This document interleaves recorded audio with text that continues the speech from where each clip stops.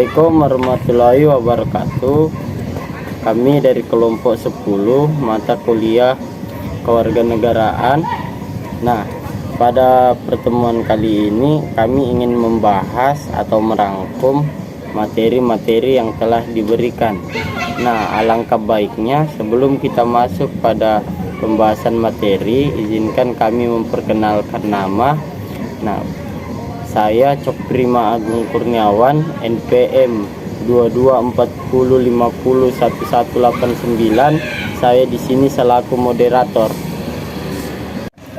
Saya Agnesia Nawitin dengan NPM 2240501195. Saya sebagai pemateri 1.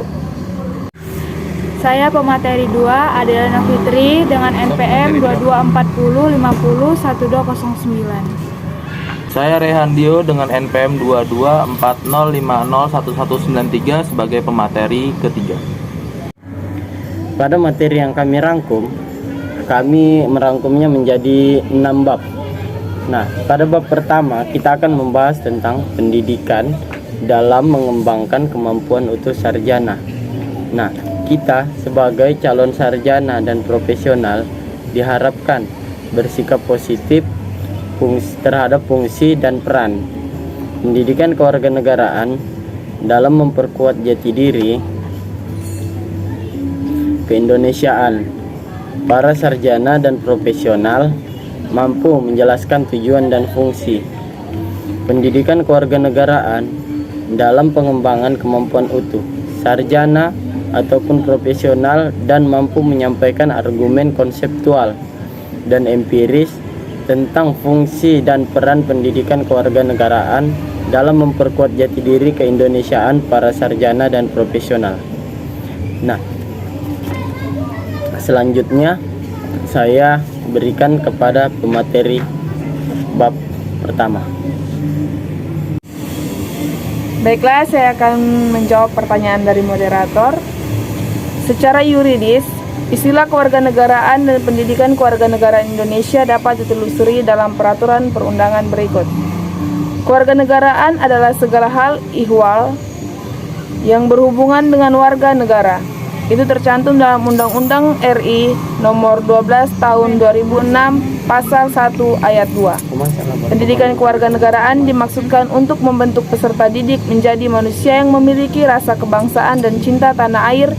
Itu diatur dalam Undang-Undang Republik Indonesia Nomor 20 Tahun 2003 Penjelasan Pasal 37. Pendidikan kewarganegaraan adalah program pendidikan yang berintikan demokrasi politik yang diperluas dengan sumber-sumber pengetahuan lainnya. Pengaruh-pengaruh positif dari pendidikan sekolah, masyarakat, dan orang tua yang kesemuanya itu diproses guna melatih para siswa untuk berpikir kritis, analitis, bersikap dan bertindak demokratis dalam mempersiapkan hidup demokratis yang berdasarkan Pancasila dan Undang-Undang Dasar 1945. Demikian yang dapat saya sampaikan. Adapun dari materi bab 1 ini yang saya rangkum adalah secara etimologis pendidikan kewarganegaraan berasal dari kata pendidikan dan kata kewarganegaraan. Pendidikan berarti usaha sadar dan terencana untuk mewujudkan suasana belajar dan proses pembelajaran agar peserta didik secara aktif mengembangkan potensi dirinya, sedangkan kewarganegaraan adalah segala hal ihwal yang berhubungan dengan warga negara. Secara yuridis, pendidikan kewarganegaraan dimaksudkan untuk membentuk peserta didik menjadi manusia yang memiliki rasa kebangsaan dan cinta tanah air. Secara terminologis, pendidikan kewarganegaraan adalah program pendidikan yang berintikan demokrasi politik diperluas dengan sumber-sumber pengetahuan lainnya, yaitu pengaruh-pengaruh positif dari pendidikan sekolah, masyarakat, dan orang tua. Diproses guna melatih para siswa untuk berpikir kritis, analitis, bersikap dan bertindak demokratis dalam mempersiapkan hidup demokratis berdasarkan Pancasila dan Undang-Undang Dasar 1945. Negara perlu menyelenggarakan pendidikan kewarganegaraan karena setiap generasi adalah orang baru yang harus mendapat pengetahuan, sikap atau nilai, dan keterampilan agar mampu mengembangkan warga negara yang memiliki watak atau karakter yang baik dan cerdas untuk hidup dalam kehidupan bermasyarakat, berbangsa dan bernegara sesuai dengan demokrasi konstitusional.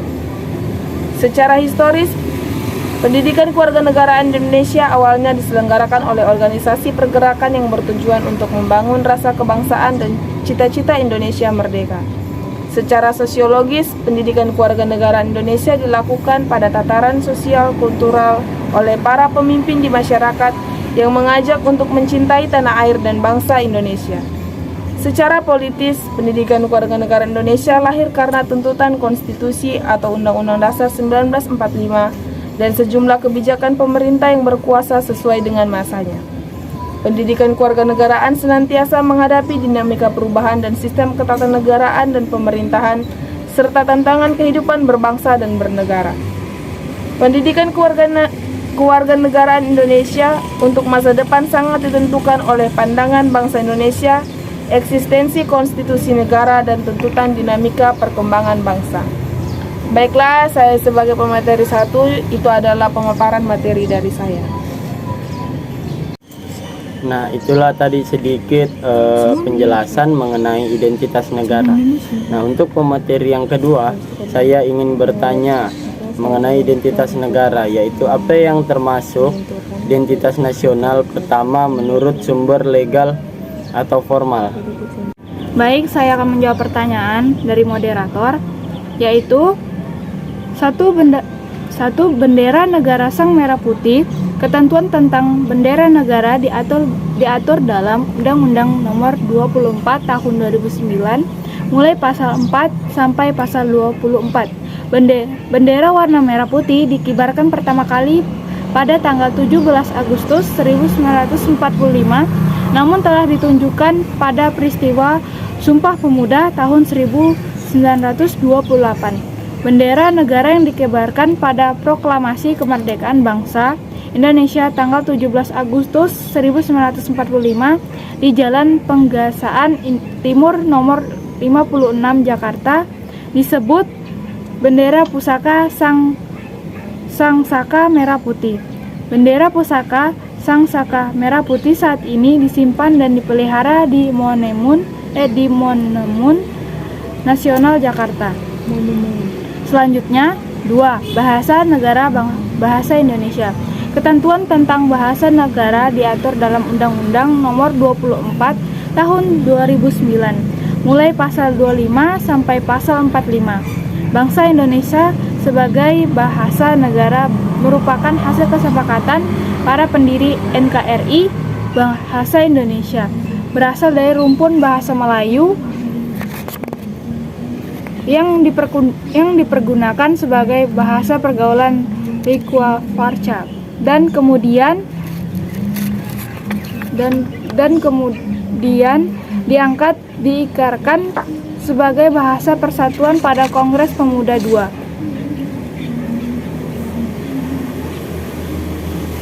Tanggal 28 Oktober 1928, bangsa Indonesia sepakat bahwa bahasa Indonesia merupakan bahasa nasional sekaligus sebagai jati diri dan identitas nasional Indonesia. 3. Lambang negara Garuda Pancasila. Ketentuan tentang lambang negara diatur dalam Undang-Undang Nomor 24 Tahun 2009 mulai pasal 46 sampai pasal 57. Garuda adalah burung khas Indonesia yang dijadikan lambang negara. Di tengah-tengah perisai burung Garuda terdapat sebuah garis hitam tebal yang melukiskan khatulistiwa. Pada perisai terdapat 5 buah ruang yang mewujudkan dasar Pancasila sebagai berikut. Pertama, dasar ketuhanan yang Maha Esa dilambangkan dengan cahaya.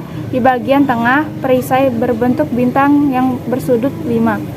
Kedua, dasar kemanusiaan yang adil dan beradab dilambangkan dengan tali rantai bermata bulatan dan persegi di bagian kiri bawah perisai. Ketiga, dasar persatuan Indonesia dilambangkan dengan pohon beringin di bagian kiri atas perisai. Keempat, dasar kerakyatan yang dipimpin oleh hikmat kebijaksanaan dalam pemusyawaratan perwakilan, dilambangkan dengan kepala benteng di bagian kanan atas perisai, dan yang kelima, dasar keadilan sosial bagi seluruh rakyat Indonesia, dilambangkan dengan kapas dan padi di bagian kanan atas perisai. Dengan demikian, lambang negara Garuda Pancasila mengandung makna simbol sila-sila Pancasila. Dengan kata lain, lambang negara yang dilukiskan dengan seekor burung Garuda merupakan satu kesatuan dengan Pancasila. Artinya, lambang negara tidak dapat dipisah dari dasar negara Pancasila. 4. Lagu Kebangsaan Indonesia Raya.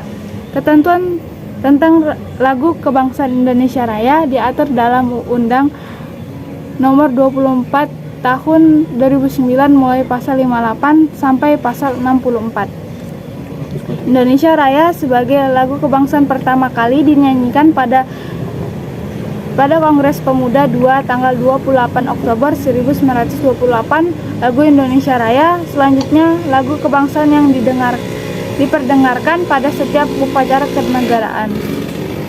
5. Semboyan Negara Bhinneka Tunggal Ika. Bhinneka Tunggal Ika artinya berbeda-beda tetapi tetap satu jua. Semboyan ini dirumuskan oleh para founding fathers mengacu pada kondisi masyarakat Indonesia yang sangat pluralis yang dinamakan oleh Herbert Feith 1960, seorang Indonesianis yang menyatakan bahwa Indonesia sebagai mosaic society, seperti halnya sebuah lukisan mozaik yang beraneka warna, namun karena tersusun dengan baik, maka keanekaragaman tersebut dapat membentuk keindahan sehingga dapat dinikmati oleh siapapun yang melihatnya. Semboyan Bhinneka Tunggal Ika mengandung makna juga bahwa bangsa Indonesia adalah bangsa yang heterogen, tak ada negara atau bangsa lain yang menyamai Indonesia dengan keanekaragamannya, namun tetap berkeinginan untuk menjadi satu bangsa, yaitu bangsa Indonesia. 6. Dasar falsafah negara Pancasila. Pancasila memiliki sebutan atau fungsi dan kedudukan dalam sistem ketatanegaraan Indonesia. Pancasila berfungsi sebagai dasar negara, ideologi nasional, falsafah negara, pandangan hidup bangsa, way of life, dan banyak lagi fungsi Pancasila.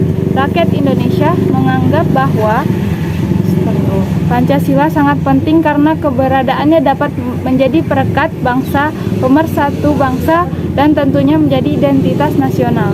Mengapa Pancasila dikatakan sebagai identitas nasional yang unik? Sebagaimana telah disebutkan sebelumnya, Pancasila hanya ada di Indonesia. Pancasila telah menjadi kekhasan Indonesia, artinya Pancasila menjadi penciri bangsa Indonesia. Siapapun orang Indonesia atau yang mengaku sebagai warga negara Indonesia, maka ia harus punya pemahaman, bersikap, dan berperilaku sesuai dengan Pancasila. Dengan kata lain, Pancasila sebagai identitas nasional memiliki makna bahwa seluruh rakyat Indonesia menjadikan Pancasila sebagai landasan berpikir dan berperilaku dalam kehidupan sehari-hari.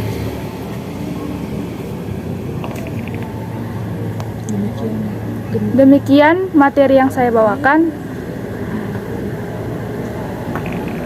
akan dilanjutkan oleh moderator.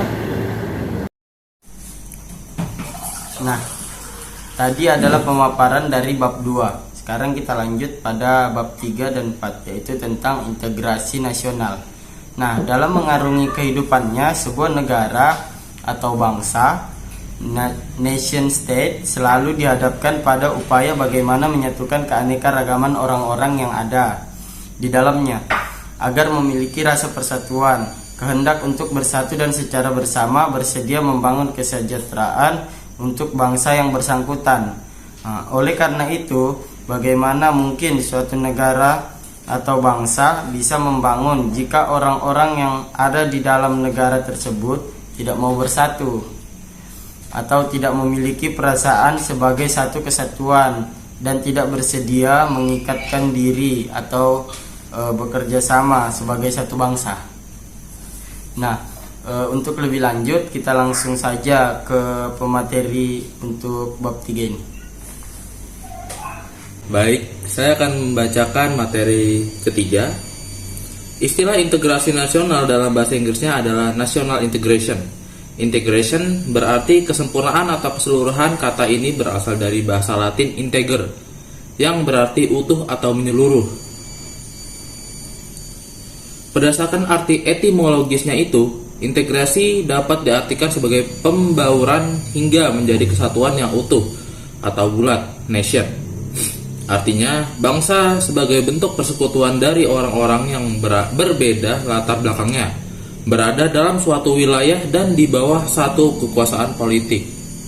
Menurut Suroyo 2002, integrasi nasional mencerminkan proses persatuan orang-orang dari berbagai wilayah yang berbeda atau memiliki berbagai perbedaan baik etnisitas, sosial, budaya, atau latar belakang ekonomi menjadi satu bangsa dalam kurung nation. Terutama karena pengalaman sejarah dan politik yang relatif sama. Dalam realitas nasional, integrasi nasional dapat dilihat dari 3 aspek, yakni aspek politik, ekonomi, dan sosial budaya. Dari aspek politik lazim disebut integrasi politik. Aspek ekonomi, integrasi ekonomi, yakni saling ketergantungan ekonomi antar daerah yang bekerja sama secara sinergi. Dan aspek sosial budaya, integrasi sosial budaya, yakni hubungan antara suku, lapisan, dan golongan. Berdasar pendapat ini, integrasi nasional meliputi 1. Integrasi politik, 2. Integrasi ekonomi, dan 3. Integrasi sosial budaya. Baik, saya akan melanjutkan ke moderator. Terima kasih. Materi yang dipaparkan oleh pemateri 3 tadi tentang integrasi nasional, saya punya sedikit pertanyaan. Nah, tolong jelaskan yang dimaksud dengan integrasi politik, integrasi ekonomi, integrasi sosial, dan budaya. Mungkin bisa dijawab oleh pemateri. Baik, saya akan menjawab pertanyaan dari moderator, yang dimana pertanyaannya jelaskan yang dimaksud dengan integrasi politik, ekonomi, sosial, dan budaya. Yang pertama, integrasi politik. Dalam tataran integrasi politik, terdapat dimensi vertikal dan horizontal. Dimensi yang bersifat vertikal menyangkut hubungan elit dan massa, baik antara elit politik dengan massa pengikut, atau antara penguasa dan rakyat guna menjembatani celah perbedaan dalam rangka pengembangan proses politik yang partisipatif. Dimensi horizontal menyangkut hubungan yang berkaitan dengan masalah teritorial, antar daerah, antar suku, umat beragama, dan golongan masyarakat di Indonesia. Yang kedua, integrasi ekonomi. Integrasi ekonomi berarti terjadinya saling ketergantungan antar daerah dalam upaya memenuhi kebutuhan hidup rakyat.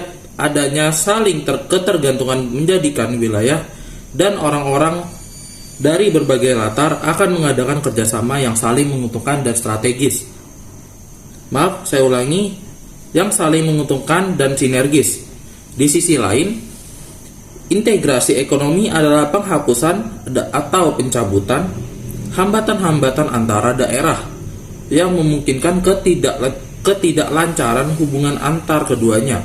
Misal, peraturan, norma, dan prosedur, dan pembuatan aturan bersama yang mampu menciptakan keterpaduan di bidang ekonomi. Yang ketiga, integrasi sosial budaya. Integrasi ini merupakan proses penyesuaian unsur-unsur yang berbeda dalam masyarakat, sehingga menjadi satu kesatuan. Unsur-unsur yang berbeda tersebut dapat meliputi ras, etnis, agama, bahasa, kebiasaan, sistem nilai, dan lain sebagainya. Integrasi sosial budaya juga berarti kesediaan bersatu bagi kelompok-kelompok sosial budaya di masyarakat, misalnya suku, agama, dan ras. Terima kasih, saya kembalikan ke moderator. Ya, terima kasih atas jawaban yang diberikan oleh pemateri mengenai yang dimaksud dengan integrasi politik, ekonomi, sosial, dan budaya. Dan masih ada tambahan penjelasan mengenai integrasi nasional yang akan dijelaskan oleh pemateri. Baik, saya akan menambahkan sedikit materi mengenai integrasi nasional.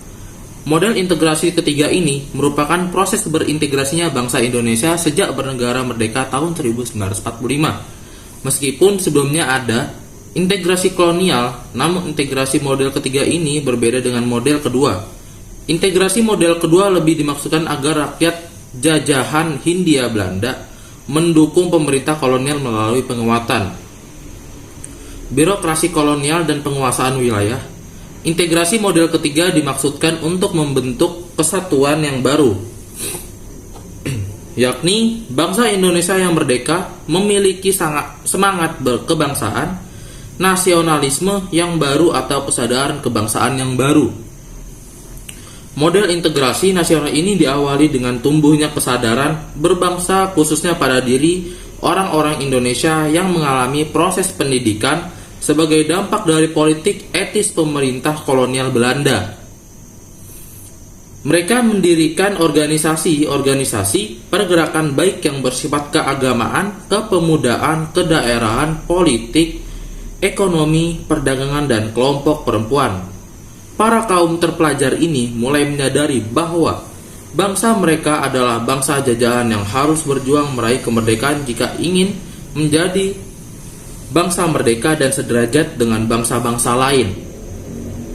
Mereka berasal dari berbagai daerah dan suku bangsa yang merasa sebagai satu nasib dan penderitaan sehingga bersatu menggalang kekuatan bersamanya. Misalnya Soekarno berasal dari Jawa, Muhammad Hatta berasal dari Sumatera, A.A. Maramis dari Sulawesi, Tengku Muhammad Hasan dari Aceh. Dalam sejarahnya, penumbuhan kesadaran berbangsa tersebut dilalui dengan tahapan-tahapan sebagai berikut. Yang pertama, masa perintis. Masa perintis adalah masa mulai dirintisnya semangat kebangsaan melalui pembentukan organisasi-organisasi pergerakan. Masa ini ditandai dengan munculnya pergerakan Budi Utomo pada tanggal 20 Mei 1908. Kelahiran Budi Utomo diperingati sebagai Hari Kebangkitan Nasional. Yang kedua, masa penegas.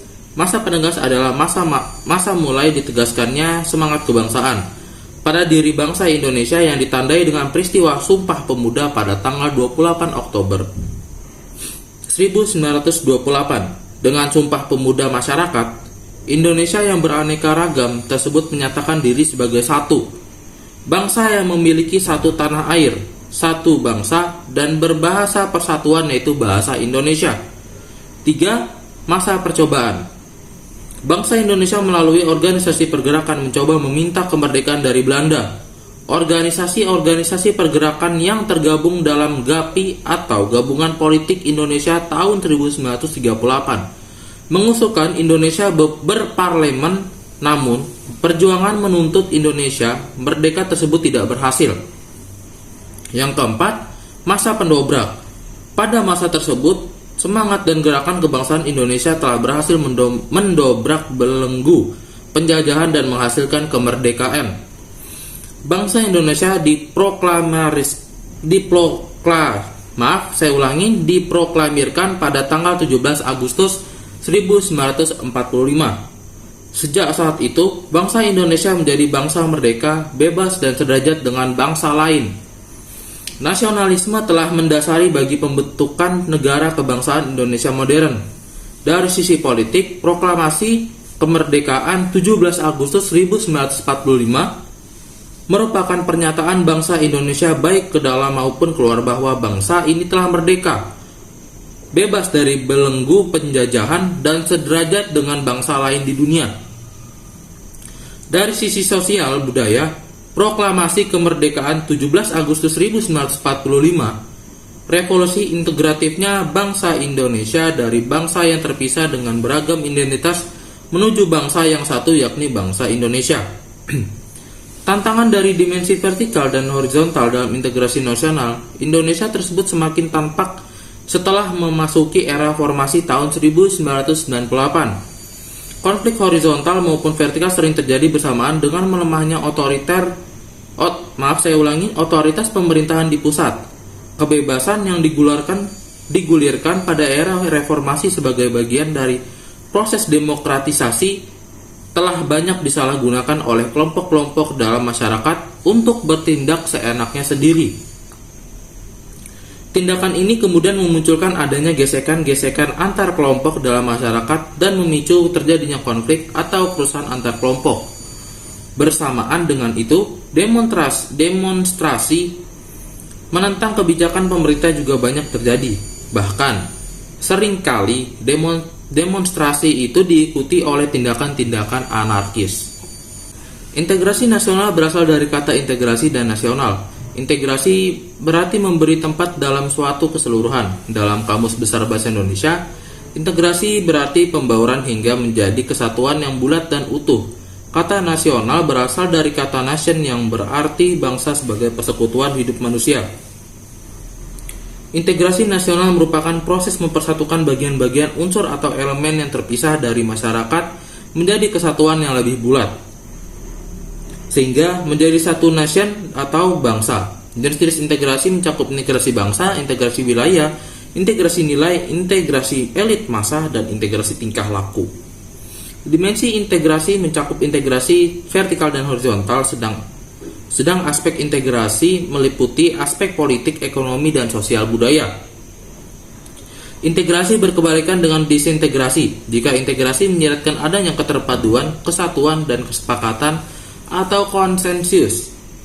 Disintegrasi menyiratkan adanya keterpecahan, pertentangan, dan konflik. Model integrasi yang berlangsung di Indonesia adalah model integrasi Imperium Majapahit, model integrasi kolonial, dan model integrasi nasional bangsa. Pengembangan integrasi dapat dilakukan melalui 5 strategi atau pendekatan, yakni adanya ancaman dari luar, gaya politik kepemimpinan, kekuatan lembaga-lembaga politik, ideologi nasional, dan kesempatan pembangunan ekonomi. Integrasi bangsa diperlukan guna membangkitkan kesadaran akan identitas bersama, menguatkan identitas nasional, dan membangun persatuan bangsa. Terima kasih, saya lanjutkan ke moderator. Ya, terima kasih atas pemaparan materi mengenai integrasi nasional. Kita lanjut ke materi selanjutnya, yaitu materi keempat mengenai nilai dan norma konstitusional. Nah, saya akan menjelaskan sedikit apa itu nilai dan norma konstitusional. Dalam hidup bernegara, Anda dapat menemukan beberapa aturan yang mengatur bagaimana pemerintahan dijalankan. Misalnya, siapa yang menjalankan kekuasaan pemerintahan dan bagaimana kekuasaan tersebut diperoleh. Anda juga dapat menemukan adanya beberapa aturan yang sama sekali tidak berhubungan dengan cara pemerintahan dijalankan, misalnya sebagaimana aturan mengendarai kendaraan bermotor di jalan raya dan bagaimana cara mencari keadilan jika hak dilanggar oleh orang lain. Nah, selanjutnya saya berikan kepada pemateri. Nah, saya mempunyai sedikit pertanyaan mengenai nilai dan norma konstitusional, yaitu apakah ada yang bisa menjelaskan definisi konstitusi? Baiklah, saya akan menjawab pertanyaan dari moderator, yaitu apa yang dimaksud dengan konstitusi. Menurut pandangan Lord James Bryce, yang dimaksud dengan konstitusi adalah suatu kerangka negara yang diorganisasikan melalui dan dengan hukum yang menetapkan lembaga-lembaga yang tetap dengan mengakui fungsi-fungsi dan hak-haknya. Pendek kata bahwa konstitusi itu menurut dengan pandangan yang merupakan kerangka negara yang diorganisasikan melalui dan dengan hukum yang menetapkan lembaga-lembaga yang tetap atau permanen, yang menetapkan fungsi-fungsi dan hak-hak dari lembaga-lembaga permanen tersebut. Sehubungan dengan itu, C.F. Strong yang menganut paham modern secara tegas menyamakan pengertian konstitusi dengan undang-undang dasar. Rumusan yang dikemukakannya adalah konstitusi itu merupakan satu kumpulan asas-asas mengenai kekuasaan pemerintah, hak-hak yang diperintah, dan hubungan antara keduanya atau pemerintahan dan yang diperintah dalam konteks hak-hak asasi manusia atau yang biasa kita sebut dengan HAM. Konstitusi semacam ini dapat diwujudkan dalam sebuah dokumen yang dapat diubah sesuai dengan perkembangan zaman, tetapi dapat pula berubah atau dapat pula berupa a bundle of separate laws yang diberi otoritas sebagai hukum tata negara. Rumusan C.F. Strong ini pada dasarnya sama dengan definisi Bolingbroke atau Astim Rianto 2009. Baiklah, saya sudah menjawab pertanyaan dari moderator, maka akan saya lanjutkan dengan pemaparan materi. Konstitusi berfungsi sebagai landasan konstitusionalisme. Landasan konstitusionalisme adalah landasan berdasarkan konstitusi, baik konstitusi dalam arti luas maupun konstitusi dalam arti sempit. Konstitusi dalam arti luas meliputi undang-undang dasar, undang-undang organik, peraturan perundang-undangan lain, dan konvensi. Konstitusi dalam arti sempit berupa undang-undang dasar menurut Astim Rianto tahun 2009. Konstitusi berfungsi untuk membatasi kekuasaan pemerintahan sedemikian rupa sehingga penyelenggaraan kekuasaan tidak bersifat sewenang-wenang. Dengan demikian diharapkan hak-hak warganegaraan akan lebih terlindungi. Gagasan ini dinamakan konstitusionalisme yang oleh Karl Joachim Friedrich dijelaskan sebagai gagasan bahwa pemerintah merupakan suatu kumpulan kegiatan yang diselenggarakan oleh dan atas nama rakyat, tetapi yang dikenakan beberapa pembatasan yang diharapkan akan menjamin bahwa kekuasaan yang diperlukan untuk pemerintahan itu tidak disalahgunakan oleh mereka yang mendapat tugas untuk memerintah. Tait dan Hamidi tahun 1999. Konstitusi berfungsi sebagai yang pertama, membatasi atau mengendalikan kekuasaan penguasa agar dapat menjalankan kekuasaannya tidak sewenang-wenang terhadap rakyatnya. Yang kedua adalah memberi suatu rangka dasar hukum sebagai perubahan masyarakat yang dicita-citakan. Tahap berikutnya yang ketiga yaitu dijadikan landasan penyelenggaraan negara menurut suatu sistem ketatanegaraan tertentu yang dijunjung tinggi oleh semua warga negaranya. Dan yang terakhir adalah menjamin hak-hak asasi manusia atau menjamin hak-hak asasi warga negaranya sendiri. Konstitusi juga diperlukan untuk membagi kekuasaan dalam negara. Pandangan ini didasarkan pada fungsi konstitusi yang salah satu di antaranya adalah membagi kekuasaan dalam negara. Bagi mereka yang memandang negara dari sudut kekuasaan dan menganggap sebagai organisasi kekuasaan, maka konstitusi dapat dipandang sebagai lembaga atau kumpulan asas yang menetapkan bagaimana kekuasaan dibagi di antara beberapa lembaga kenegaraan. Misalnya antara badan legislatif, eksekutif, dan juga badan yudikatif. Konstitusi menentukan cara-cara bagaimana pusat-pusat kekuasaan itu bekerja sama dan menyesuaikan diri satu sama lain serta merekam hubungan-hubungan kekuasaan dalam negara. Dalam arti sempit, konstitusi merupakan suatu dokumen atau seperangkat dokumen yang berisi aturan-aturan dasar untuk menyelenggarakan negara. Sedangkan dalam arti luas, konstitusi merupakan suatu peraturan baik tertulis maupun yang tidak tertulis yang menentukan bagaimana lembaga negara dibentuk dan dijalankan. Konstitusi diperlukan untuk membatasi kekuasaan pemerintah atau penguasa negara, membagi kekuasaan negara dan memberi jaminan hak asasi manusia bagi warga negara. Dari pembagian tugas atau kewenangan warga negara ini seperti DPR, DPRD, Presiden, Menteri-Menteri itu mereka semua diatur dengan konstitusi atau konstitusionalisme yang berarti mereka mempunyai batasan-batasan kewenangan. Seperti wali kota, dia mempunyai kewenangan di bagian kota. DPRD memiliki kewenangan di Dewan Perwakilan Rakyat, dan sementara DPRD memiliki kewenangan di bagian Dewan Perwakilan Rakyat Daerah. bupati, gubernur, presiden, semuanya berperan dengan kewenangannya masing-masing. Baiklah, kita lanjut.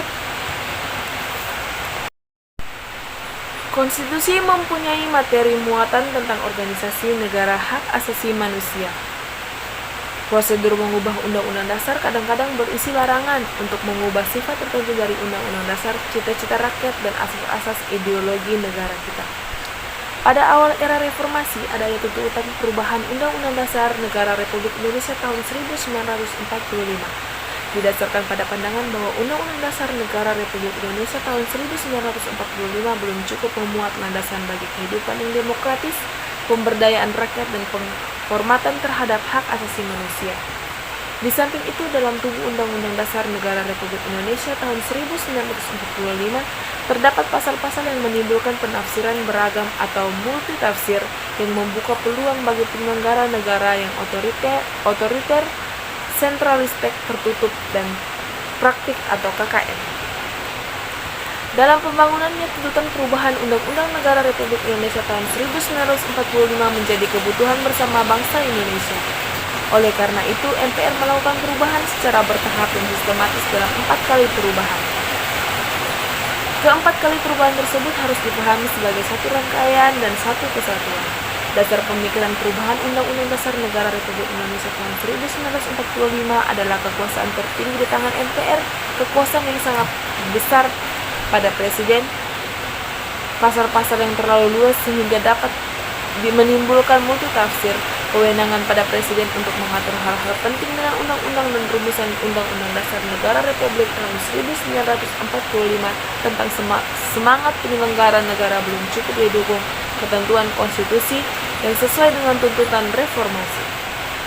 Dari sini kita tahu ya, bahwa badan eksekutif, legislatif, dan yudikatif itu berperan besar dalam pembuatan, pembentukan, dan pengawasan undang-undang. Mereka mempunyai peran masing-masing dalam pembuatan undang-undang, proses pembuatan undang-undang, proses pengawasan undang-undang, dan proses untuk menjalankan undang-undang tersebut. Semuanya mempunyai peran masing-masing, itulah yang dinamakan dengan konstitusi. Karena semua kewenangannya ada batasannya, seperti badan legislatif, eksekutif, dan yudikatif, mereka mempunyai kewenangan di bidang-bidangnya masing-masing. Baiklah, kalau begitu kita lanjut. Awal proses perubahan Undang-Undang Dasar Negara Republik Indonesia tahun 1945 adalah pencabutan ketetapan MPR Republik Indonesia nomor 4/MPR/1983 tentang referendum, pembatasan masa jabatan Presiden dan Wakil Presiden Republik Indonesia, dan ketetapan MPR mengenai hak asasi manusia mengawali perubahan Undang-Undang Dasar Negara Republik Indonesia tahun 1945. Pada proses pembuatan Undang-Undang Dasar Negara Republik Indonesia tahun 1945 dapat diketahui hal-hal sebagai berikut. Yang pertama adalah perubahan Undang-Undang Dasar Negara Republik Indonesia tahun 1945 dilakukan oleh Majelis Permusyawaratan Rakyat dalam satu kesatuan perubahan yang dilaksanakan dalam 4 tahapan, yakni pada Sidang Umum MPR 1999, Sidang Tahunan MPR tahun 2000, 2001, dan 2022. Yang kedua adalah hal itu terjadi karena materi perubahan Undang-Undang Dasar. Yang kedua adalah hal itu terjadi karena materi perubahan Undang-Undang Dasar Negara Republik Indonesia tahun 1945 yang telah disusun secara sistematis dan lengkap pada masa sidang Majelis Permusyawaratan Rakyat tahun 1999 sampai dengan tahun 2000 tidak sendirinya dapat dibahas dan diambil keputusannya atau putusannya. Yang ketiga adalah hal itu berarti bahwa perubahan Undang-Undang Dasar Negara Republik Indonesia 1945 dilaksanakan secara sistematis, berkelanjutan karena senantiasa mengacu dan berpedoman pada materi rancangan yang telah disepakati sebelumnya. Undang-Undang Dasar Negara Republik Indonesia tahun 1945 menempati urutan tertinggi dalam jenjang norma hukum di Indonesia.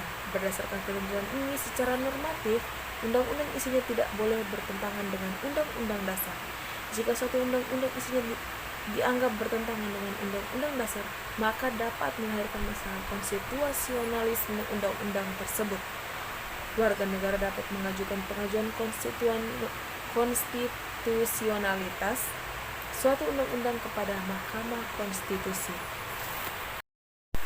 Baiklah, demikian pemaparan materi dari saya hari ini. Saya kembalikan ke moderator. Ya, terima kasih atas pemaparan yang diberikan mengenai nilai dan norma konstitusional. Nah, kita beralih ke materi selanjutnya, yaitu materi kelima, kewajiban dan hak negara. Dalam tradisi budaya Indonesia semenjak dahulu, tak kala wilayah Nusantara ini diperintah raja-raja, kita lebih mengenal konsep kewajiban dibandingkan konsep hak. Konsep kewajiban selalu menjadi landasan aksiologis dalam hubungan rakyat dan penguasa. Rakyat wajib patuh kepada titah raja tanpa reserve sebagai bentuk penghambaan total. Keadaan yang sama berlangsung tak kala masa penjajahan di Nusantara, baik pada masa penjajahan Belanda yang demikian lama maupun masa pendudukan Jepang yang relatif singkat. Horizon kehidupan politik daerah, jajahan mendorong aspek kewajiban sebagai postulat ide dalam praksis kehidupan politik, ekonomi, dan sosial budaya. Lambat laun terbentuklah mekanisme mengalahkan diri dalam tradisi budaya Nusantara. Bahkan dalam tradisi Jawa, alasan kewajiban mengalahkan hak telah terpatri sedemikian kuat. Mereka masih asing terhadap diskursus hak. Istilah kewajiban jauh lebih akrab dalam dinamika kebudayaan mereka. Dan adapun historis, sosiologis, dan politik sebagai berikut. Adapun sumber historis, sosiologis, dan politik sebagai berikut. Sumber historis. Secara historis, perjuangan menegakkan hak asasi manusia terjadi di dunia barat. Eropa adalah John Locke, seorang filsuf Inggris pada abad ke-17 yang pertama kali merumuskan adanya hak alamiah natural rights yang melekat pada setiap diri manusia, yaitu hak atas hidup, hak kebebasan, dan hak milik John. Perkembangan selanjutnya ditandai adanya 3 peristiwa penting di dunia barat, yaitu Magna dan Karta, Revolusi Amerika, dan Revolusi Perancis. Anda tentu saja telah mengenal ketiga peristiwa besar tersebut, namun pemahaman Anda semakin baik. Simaklah singkat dari ketiga peristiwa tersebut berikut ini. Pertama, Magna Carta 1215, piagam perjanjian antara Raja John dan Inggris dengan para bangsawan. Isinya adalah pemberian jaminan beberapa hak oleh raja kepada para bangsawan beserta keturunannya, seperti hak untuk tidak dipenjarakan tanpa adanya pemeriksaan pengadilan. Jaminan itu diberikan sebagai balasan atas bantuan biaya pemerintah yang telah diberikan oleh para bangsawan. Sejak saat itu, jaminan hak tersebut berkembang dan menjadi bagian dari sistem konstitusional Inggris. Revolusi Amerika 1276, perang kemerdekaan rakyat Amerika Serikat melawan penjajahan Inggris, disebut Revolusi Amerika. Declaration of Independence, Deklarasi Kemerdekaan Amerika Serikat menjadi negara merdeka tanggal 4 Juli 1776, merupakan hasil dari revolusi ini. Revolusi Prancis 1789. Revolusi Prancis adalah bentuk perlawanan rakyat Prancis kepada rajanya sendiri, Louis, yang telah bertindak sewenang-wenangnya, dan Absolute Declaration destroys the home it the Declaration, pernyataan hak-hak manusia dan warga negara dihasilkan oleh Revolusi Prancis. Pernyataan ini memuat 3 hal: hak atas kebebasan, liberty, kesamaan, equality, dan persaudaraan, fraternity. Dalam perkembangannya, pemahaman mengenai HAM makin luas. Sejak permulaan abad ke-20, konsep hak asasi berkembang menjadi 4 macam kebebasan, the four freedoms. Konsep ini pertama kali diperkenalkan oleh Presiden Amerika Serikat Franklin D. Roosevelt. Keempat macam kebebasan itu meliputi: pertama, kebebasan untuk beragama, freedom of religion; kedua, kebebasan untuk berbicara dan berpendapat, freedom of speech; ketiga, kebebasan dari kemelaratan, freedom from violence; dan kebebasan dari ketakutan, freedom from fear. Kedua, sumber sosiologis. Akhir-akhir ini kita menyaksikan berbagai gejolak dalam masyarakat yang sangat memprihatinkan, yakni munculnya karakter buruk dan yang ditandai kondisi kehidupan sosial budaya kita yang berubah sedemikian drastis dan fantastis. Bangsa yang sebelumnya dikenal penyabar, ramah, penuh sopan santun dan pandai berbahasa basi, koyong-koyong menjadi pemarah, suka mencaci, pendam, perang antar kampung dan suku, dengan tingkat kekejaman yang sangat biadab. Bahkan yang lebih tragis, anak-anak kita yang masih duduk di bangku sekolah pun sudah dapat saling menyakiti. Bagaimana kita dapat memahami situasi semacam ini? Situasi yang bergejolak serupa ini dapat dijelaskan secara sosiologis karena ini memiliki kaitan dengan struktur sosial dan sistem budaya yang telah terbangun pada masa yang lalu. Mencoba membaca situasi pasca reformasi sekarang ini, terdapat beberapa gejala sosiologis fundamental yang menjadi sumber terjadinya berbagai gejolak dalam masyarakat kita. Wirutomo, 2001.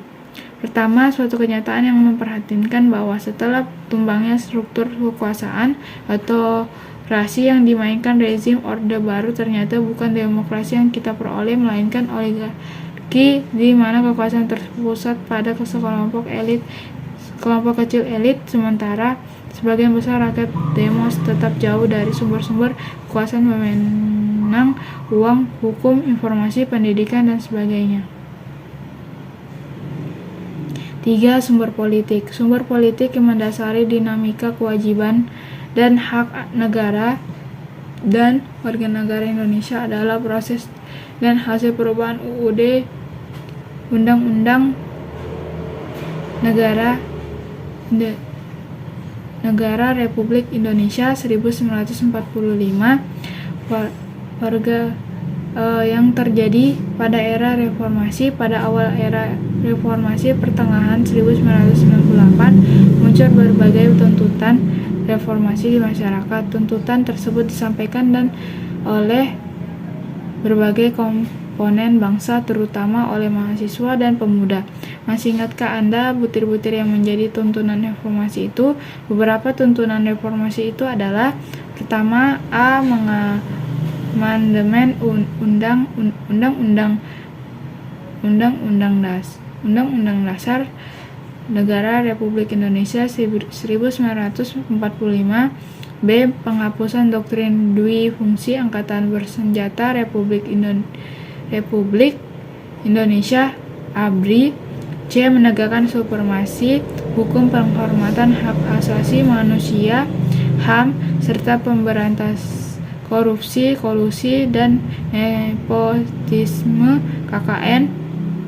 D. Melakukan desentralisasi dan hubungan yang adil antara pusat dan daerah. E. Otonomi daerah. F. Mewujudkan kebebasan pers. G. Mewujudkan kehidupan demokrasi. Mari kita fokuskan perhatian pada tuntutan untuk mengamandemen Undang-Undang Negara Republik Indonesia 1945 karena amat berkaitan dengan dinamika penghormatan dan penegakan hak asasi manusia di Indonesia. Adanya tuntutan tersebut didasarkan pada pandangan bahwa Undang-Undang Negara Republik Indonesia 1945 belum cukup untuk memuat landasan bagi kehidupan yang demokratis, pemberdayaan rakyat, dan penghormatan HAM. Dan adapun sejumlah pertanyaan yang ingin saya tanyakan kepada pemateri mengenai kewajiban dan hak negara. Pertanyaannya, apa yang dimaksud dengan hak dan kewajiban? Saya akan menjawab pertanyaan moderator sekaligus saya akan menyimpulkan semua materi yang saya bawakan hari ini pada bab 5. Baik, hak adalah kuasa untuk menerima atau melakukan suatu yang semestinya diterima atau dilakukan melulu oleh pihak tertentu dan tidak dapat oleh pihak lain manapun juga yang pada prinsipnya dapat dituntut secara paksa olehnya. Wajib adalah beban untuk memberikan sesuatu yang semestinya dibiarkan atau diberikan melulu oleh pihak tertentu tidak dapat oleh pihak-pihak lain manapun yang pada prinsipnya dapat dituntut secara paksa oleh yang berkepentingan. Hak dan kewajiban warga negara merupakan wujud dari hubungan warga negara dengan negara. Hak dan kewajiban bersifat timbal balik, bahwa warga negara memiliki hak dan kewajiban terhadap negara, sebaliknya pula negara memiliki hak dan kewajiban terhadap warga negara. Hak dan kewajiban warga negara dan negara Indonesia diatur dalam Undang-Undang Negara Republik Indonesia 1945 mulai pasal 27 sampai 34, termasuk di dalamnya ada hak asasi manusia dan berkewajiban dasar manusia. Pengaturan akan hak dan berkewajiban tersebut bersifat garis besar yang penjabarannya dituangkan dalam suatu undang-undang, sekalipun aspek kewajiban asasi manusia jumlahnya lebih sedikit jika dibandingkan dengan aspek hak asasi manusia sebagaimana tertuang dalam Undang-Undang Negara Republik Indonesia 1945. Namun secara filosofis tetap mengindikasikan adanya pandangan bangsa Indonesia bahwa hak asasi tidak dapat berjalan tanpa dibarengi kewajiban asasi. Dalam konteks ini, Indonesia menganut paham harmoni antara kewajiban dan hak, atau sebaliknya, harmoni antara hak dan kewajiban. Hak dan kewajiban warga negara dan negara yang mengalami dinamika terbukti dari adanya perubahan-perubahan dalam rumusan pasal-pasal Undang-Undang Negara Republik Indonesia 1945 melalui proses amandemen dan juga perubahan undang-undang yang menyertai jaminan akan hak dan kewajiban warga negara dan negara dengan segala dinamikanya diupayakan berdampak pada terpenuhinya keseimbangan yang harmonis antara hak dan kewajiban negara dan warga negara. Ya, terima kasih untuk pemateri kelima atas pemaparannya mengenai kewajiban dan hak negara. Kita lanjut ke materi selanjutnya, yaitu materi ke-6 mengenai demokrasi Indonesia berdasarkan Pancasila. Setiap warga negara mendambakan pemerintahan demokratis yang menjamin tegaknya kedaulatan rakyat. Hasrat ini dilandasi pemahaman bahwasannya pemerintahan demokratis memberi peluang bagi tumbuhnya prinsip menghargai keberadaan individu untuk berpartisipasi dalam kehidupan bernegara secara maksimal. Karena itu, demokrasi perlu ditumbuhkan, dipelihara, dan dihormati oleh setiap warga negara. Untuk kelanjutan materinya, saya serahkan ke pemateri ke-6. Baik, terima kasih moderator telah mengizinkan saya untuk memaparkan materi mengenai mengapa kehidupan demokrasi sangat penting. Dalam kurun sejarah Indonesia merdeka sampai sekarang ini, ternyata pelaksanaan demokrasi mengalami dinamikanya. Indonesia mengalami praktik demokrasi yang berbeda-beda dari masa ke masa. Beberapa ahli memberikan pandangannya, misalnya Budiarjo, menyatakan bahwa dari sudut perkembangan sejarah demokrasi Indonesia sampai masa Orde Baru dapat dibagi menjadi 4 masa, yaitu masa Republik Indonesia I 1945 sampai 1959, yang dinamakan masa demokrasi konstitusional yang menonjolkan peranan parlemen dan partai-partai, karena itu dinamakan demokrasi parlementer. B. Masa Republik Indonesia II 1959 sampai dengan 1965, yaitu masa demokrasi terpimpin yang banyak penyimpangan dari demokrasi konstitusional yang secara formal merupakan landasan dan penunjukan beberapa aspek demokrasi rakyat. Yang ketiga, masa Republik Indonesia 3. Pancasila. Demokrasi ini merupakan demokrasi konstitusi. Apa sih? Ini cowok, aku salah baca. Yang ketiga, masa Republik Indonesia 3, 1965 sampai 1998, yaitu masa demokrasi Pancasila. Demokrasi ini merupakan demokrasi konstitusional yang menonjolkan sistem presidensil. Yang terakhir, masa Republik Indonesia 4, 1998 sampai sekarang, yaitu masa reformasi yang menginginkan tegaknya demokrasi di Indonesia sebagai koreksi terhadap praktik-praktik politik yang terjadi pada masa Republik Indonesia. Baik, saya akan melanjutkan materi saya. Moral. Moral adalah ajaran tentang baik buruk yang diterima umum mengenai perbuatan, sikap, kewajiban, dan sebagainya. Istilah lain untuk moral adalah akhlak, budi pekerti, susila. Bermoral berarti mempunyai pertimbangan baik buruk. Pemimpin yang bermoral berarti pemimpin yang berakhlak baik.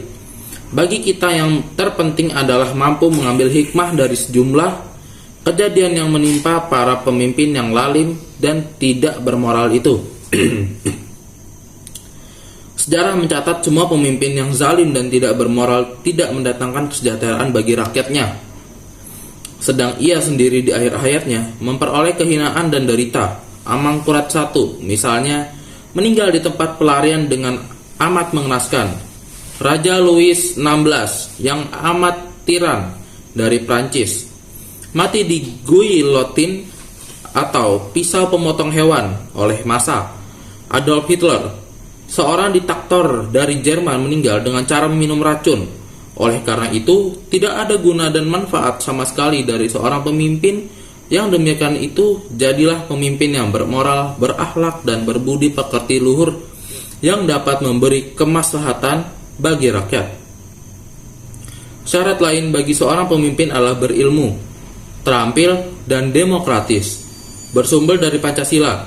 Secara etimologis, demokrasi berasal dari bahasa Yunani, yaitu demos dan demokrasi berasal dari bahasa Yunani yaitu demos, yang berarti rakyat, dan kratos atau kratein yang berarti pemerintahan atau kekuasaan.